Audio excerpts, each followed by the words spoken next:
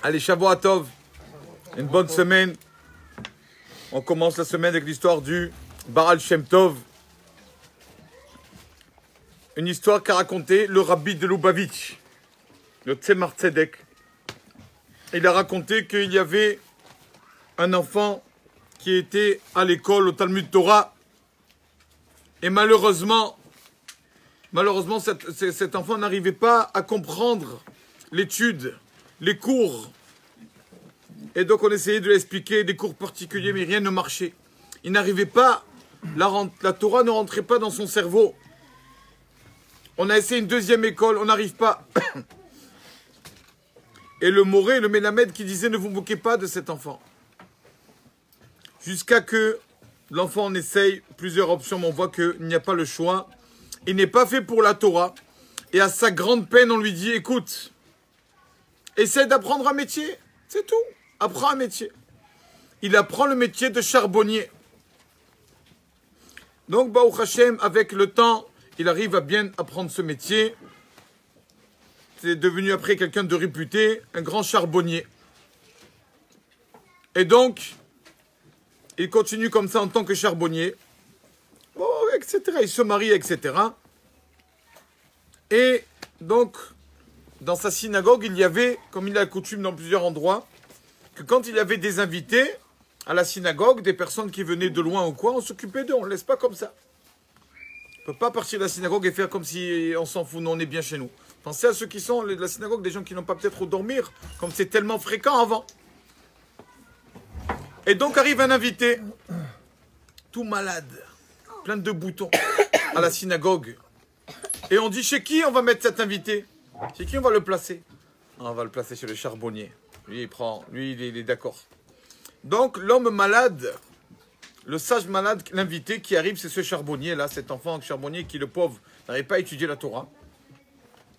Et donc ils sont assis à table et lui dit, je peux te demander, le charbonnier qui dit au sage, tout lépreux, tout malade, comment ça se fait que tu es comme ça, dans cet état physique, comment ça se fait? Je peux savoir? Il lui a dit, oui, c'est moi qui a voulu ça. C'est moi, c'est par ma volonté. Comment ça s'est passé? Il lui a dit, j'ai jeûné des dizaines de jours. J'ai jeûné des dizaines de jours pour mériter de comprendre la Torah. J'ai jeûné, et tellement que je mangeais pas, voilà, je suis dans cet état. Je suis malade. Mais Baruch Hashem, j'ai réussi à comprendre la Torah. Alors le charbonnier, en larmes, il dit, moi, depuis que je suis petit, la Torah ne rentre pas. J'ai tellement envie d'être un sage, un Tamid Chacham. Je n'arrive pas. Il pleure. Tellement qu'il a de la peine, le charbonnier, il va s'isoler dans la forêt. Le charbonnier va s'isoler dans la forêt. Il pleure, il parle à Hachem. Et quand il parle à Hachem, arrive un vieil homme, il lui dit, qu'est-ce que tu fais dans la forêt tout seul comme ça? Il lui raconte son histoire, je suis charbonnier. Je pleure, Hachem, depuis mon plus jeune âge, je rêve de savoir étudier la Torah. Quoi, je ne mérite pas d'étudier la Torah? Je suis très fort, charbonnier, d'accord, mais Torah, je ne connais rien. Alors le vieux qui lui dit, tu sais, tu ne me connais pas, je ne te connais pas. Mais si tu veux, on fait un contrat. De confiance. Et quel est le contrat? Tu veux apprendre la Torah? Tu veux être fort en Torah? J'ai pour toi. J'ai une possibilité pour toi. Quelle est la possibilité? Bien sûr que je veux. Alors il lui dit, tu me donnes tout ton argent. Donne-moi toute ta richesse. Tes terrains, ton or, ton argent, donne-moi tout. Je te garantis que tu seras très fort en Torah. Qu'est-ce qu'il dit? Tzadik, je vais voir d'abord ma femme, parce qu'elle accepte. Il va voir sa femme. Je dis, qu'est-ce que j'en pense, ma femme? J'ai rencontré un vieil homme, impressionnant dans la forêt. Il me propose un contrat comme ça. Il n'y a pas, je ne sais pas, dire oui ou non. Sa femme lui dit, tu hésites? Il lui a dit, oui, j'hésite un peu, tout l'argent. Elle lui a dit, ah, si tu hésites, ça veut dire que tu n'as pas vraiment envie de connaître la Torah. Si tu as vraiment envie de connaître la Torah, tu n'hésites pas, de suite. Il dit, tu as raison, ma femme, tu as raison.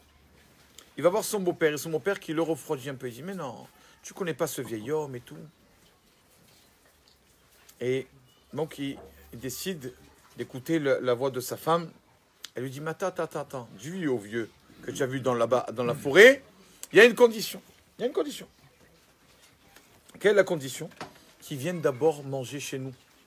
Prendre un repas, Seouda. On veut faire un mitzvah de Arnasat Ochim, d'avoir des invités. Qui viennent, ce vieux de la forêt, manger chez nous. Après, tu fais le contrat, il n'y a pas de problème. Et donc, il repart voir ce vieux, et le vieux qui lui dit, je vois que tu hésites. Il a dit, oui, c'est vrai. J'hésite. La voix de ma femme, la voix de mon beau-père, mais j'écoute la voix de ma femme. Je suis prêt à faire ce contrat pour connaître la Torah. Je suis prêt à donner toute ma richesse. Donc, il va avec le vieux chez lui. Et le vieux qui lui dit à cette femme, pourquoi c'est tant important pour vous de faire une seouda? Pourquoi? Elle a dit pour deux raisons. Premièrement, Achnasat Ochim, avoir des invités pour cette mitzvah. Deuxièmement, normalement, Kadosh Baruch Hu, il peut prendre l'argent, notre argent, il peut le prendre sans avoir aucun retour. Mais là, Hachem, il est tellement bon avec nous. Il prend notre argent, mais il nous donne du retour. Il donne la Torah en retour. Et donc, ils ont fait le contrat. Et le vieux, pour nous, ça paraît un peu insolent, il lui a dit, voilà, on a fait le contrat, ça y est. Toute votre richesse m'appartient. Qu'est-ce qu'il lui dit, le vieux? Je vais prendre ton mari 3 ans pour étudier. Et le prendre, ton mari le charbonnier. Il dit à la femme, mais même que c'est chez moi maintenant ici. Ça va, je te laisse ici 3 ans. Je te laisse, ne paye pas le loyer. C'est lui maintenant, ils ont fait le contrat. Et donc, il repart 3 ans étudier avec ce charbonnier. Le charbonnier revient, après 3 ans, un grand Talmid Chacham, un grand sage. Un grand sage. Et donc, qui était ce vieux? C'est le Baal Shem Tov. C'est le Baal Shem Tov qui est venu s'est dévoilé à ce charbonnier-là, tellement qu'il a vu qu'il avait l'envie d'étudier la Torah. Et le Baal Shem Tov, il a dit, c'est la seule personne, c'est le seul homme qui, comme ça, est monté de grade dans le Gan Eden, dans le paradis charbonnier, tellement haut, et que sa femme a pu suivre avec lui. Parce que toute cette Torah qu'il a eue, c'est grâce à sa femme, qui a accepté ce contrat-là. Alors que le beau-père ne voulait pas trop. Donc il a dit, voilà, là, quand une personne, la morale de cette histoire, quand une personne a la volonté de quelque chose, il veut avancer dans la Torah, il n'y a rien qui peut nous l'empêcher. S'il ne veut pas, c'est une chose. Mais s'il veut, il veut avancer, Mamash, il montre Hachem sa volonté. Hachem a tous les moyens, même qu'une personne, si Chasvé Shalom, le pauvre, il croit qu'il ne comprend pas. Il n'y a personne. La Torah est faite pour tout le monde. S'il veut avancer, Hachem lui ouvrira les portes pour pouvoir avancer dans la Torah. Shavua Tov, Umvorach. Une bonne semaine.